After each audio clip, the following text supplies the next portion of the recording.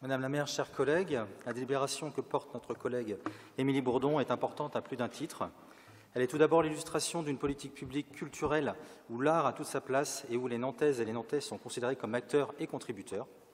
Le soutien aux pratiques artistiques en amateur est aussi réaffirmé par la suite de la feuille de route adoptée en conseil municipal en juin 2024. Parmi les aides octroyées, dans le cadre de cette délibération, le soutien à plusieurs acteurs majeurs de la culture bretonne, et ce ne sont pas les moindres subventions. Il s'agit du Cercle breton de Nantes, du Cercle celtique de Nantes, du Bagat de Nantes, de l'Agence culturelle bretonne, qui est pilote du futur centre Quai Jaden, rencontre en breton, qui s'installera avec les Écosolis au rez-de-chaussée de la Tour Bretagne en 2030, et c'est une excellente nouvelle.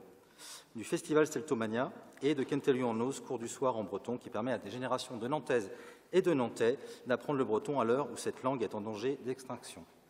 Alors j'ai pris le temps de faire la liste de ces quelques subventions, mais ces subventions à ces acteurs sont importantes car elles participent de la diversité culturelle à Nantes et sont pleinement inscrites dans l'affirmation de l'identité nantaise à la fois unique et plurielle et ouverte à toutes les formes de création.